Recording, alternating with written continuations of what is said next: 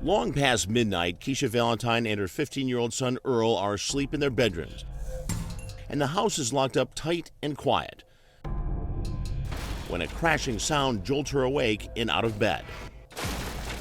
It sounded like the door caved in, but I was not quite 100% sure, and that's when I started my walk up that hallway to see what happened. She can barely see in the dark, then the flash of a gunshot. The gun went off in my chest, like a boom. Keisha turns and stumbles, scrambling back into her bedroom for shelter as the gunman chases her, still firing. You don't even know how many times you're shot at that point. I felt weak. My body was getting weak, and so I'm grabbing on to the side of my door, and I make it in there, push that door behind me. My legs give out, I fell straight dead on the floor. And I said, I'm going down on this floor. And that's when the madman turns on Earl, who jumped out of bed to save his mom and runs straight into flying bullets. I don't know if when he heard me running and heard the gun going off. Keisha struggles to remain conscious. The shooter seems to have left the house, but for as long as she lives, she will never forget the words she hears next. It's Earl. He's hurt too, but he's on his cell phone calling for help. That 911 call, that's all I heard of him. My mom was there with the emergency. Me and my mom had just been shot. Excuse me? Me and my mom had just been shot. You and your mother been shot. The police station is only minutes away. Officer Anton Edwards gets the call and races to the scene. And this veteran cop is stunned at the carnage he finds inside the house. The door was open, and I walked up, and I said, "Is everything okay?" And there's a voice inside that says, "Help me, I've been shot." Did you see Earl III? Yes, I did. And was he conscious, alert, and breathing? He was not very alert. I asked him what happened. He told me he'd been shot. It's so bad, Police Chief Taylor Bartholomew is also called in for this one. Describe to me the crime scene inside the house. Multiple gunshot holes in the walls, in the floor. There was a lot of blood, and I was amazed that Keisha survived, honestly, if you saw the crime scene and how bad it was. Both Keisha and Earl are rushed to a nearby hospital. Both are in critical condition. What was getting you through those moments? I was worrying about Earl the whole time. I kept asking, where's Earl, where's Earl? They tell me my son's going in, I guess, another ambulance or something. Keisha drifts in and out of consciousness in the ICU. But when she can speak, she only wants to know one thing. I would kept trying to say Earl, and they say you can't talk right now. I mean, every time I would get ready to say something, it's like as if they push medicine in me and I fall right back to sleep every time I try to talk. They tell me, no, I'll make it the first 24 hours. Cops are desperate to find out who would unleash this vicious attack on a defenseless mother and her young son. But it isn't long before they get a confession in the most shocking way imaginable. And it's no random stranger. He's Earl Valentine Sr., Keisha's ex-husband and the father of Earl III. What's up, everybody? Immediately after the shooting, he's letting the world know on Facebook Live that he's the man who did it. I just killed my wife. She lied on me, had warrants taken out on me. She drugged me all the way down to nothing. According to Keisha, he's made several threats before, but this is the first time he's dared to follow through. Earl got out of control over money and made a whole lot of threats on wanting to kill me. He would say such things, but the mannerism of how he would say them was in such a way as being sarcastic, not in a serious, oh, I'm gonna come kill you like you hear on television. I loved my wife, but she deserved what she had coming. I've been very sick for months, and this is something that I could not help. Did he have a past criminal history? He had a criminal history within our marriage, yes. What was he arrested for? Drug charges. When he did not have it, you saw an animal, like a wolf, just coming after you type personality. And Keisha's daughter Debonair recalls one horrifying moment years before, when her father actually pulled a gun on her.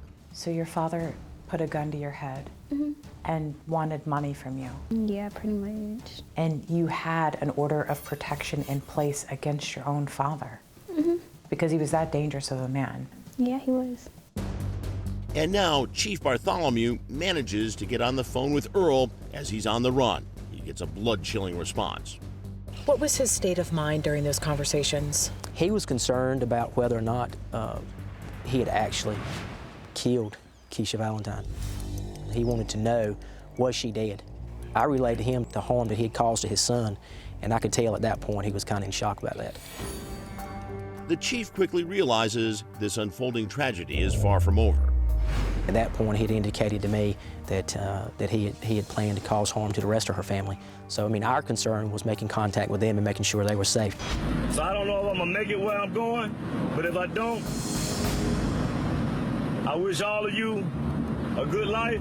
I knew at that moment that it would be one of two ways, that he wasn't coming in alive. And my main fear that he would harm another officer. Even at Debonairs College campus, more than 60 miles away, security is on the lookout. You thought your father was coming to kill you? Yeah, like in my school, they had a flyer and they sent it to the whole school, like with his face on it. Your father's face went out to your entire college. And then 3 days after this bloody rampage, Earl Valentine is finally cornered by police at a motel in Columbia, South Carolina. John, tell us how this all unfolded. On the run after police say he murdered his 15-year-old son and shot his estranged wife in the chest. We were able, to get a location on him and to get local, state, and federal law enforcement to his location, get him surrounded. Cops fear a ferocious gun battle, but Earl fires only one shot, and it's over. We were getting ready to enter the building. Like the coward he was, he took his own life instead of facing us. Back at the hospital, Keisha is still fighting for her life. To the doctor's amazement, she is slowly winning the battle, and she still desperately wants to know only one thing. I screamed it, "Where's Earl?" First thing coming out of my mouth. And then her world comes crashing down around her all over again. A gentleman in a white coat comes up to me. "Keisha Valentine?" Like, yes. So where is my son? Where is Earl? I hate to inform you that in that shooting you were in, your son passed. And the man walks out of the room. Her son Earl Valentine III is dead at just 15. It seemed like a dream, to be honest. I still can't believe it to this day, someone tell me like that.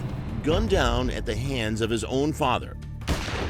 But not before he literally saves his mother's life with his own quick thinking, bleeding to death as he calls for help. You know how I'm sitting here.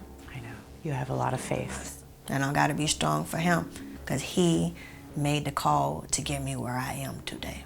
He's a hero. He is a hero. Are you disappointed Earl took his life and is not here to face justice? Of course I am. I'm angry by it because I wanted to ask him, what made you go off the deep end? How do you feel now that you've killed your son? And the tragedy is doubled as Keisha takes another listen to the last words of her son's 911 call. In fact, his very last words in this world. Earl III knows who shot him. You and your mother been shot? Yes, by my dad. What's your name? Hello? Hello? Hello? You believe he saw your husband's face, his own father's face. I know he saw his father because he wouldn't have known. I know he did. Today, Debonairs still treasures the video her little brother made for her only weeks before he died. Hopefully you keep this in the memory. When you go to college, you'll watch this and remember about your brother when you go to college. He was like, don't forget about him when I go to college. For Keisha, the healing comes slowly as well. She's still partially paralyzed, wondering if she'll ever walk again. You still have bullets lodged inside of you. Yeah, I still have one in my spine. So you just had a bullet removed just this week? Yes. Do doctors say, Keisha, you're gonna walk again, or we don't know? Of course they don't know. They don't believe I'm alive, lady. They can't believe I exist. That's the ultimate goal. I want to walk again. When my walking proves I'm back 100% being Keisha. I want to be like I was. And the love and the pride she carries for her son Earl will always count more than the 5 bullets she took in that hallway. His spirit is amongst us every day. Every day. And I'm stronger because of it. Keeps me strength, trust me. You ask me every day, how do I do it? I do it because of Earl.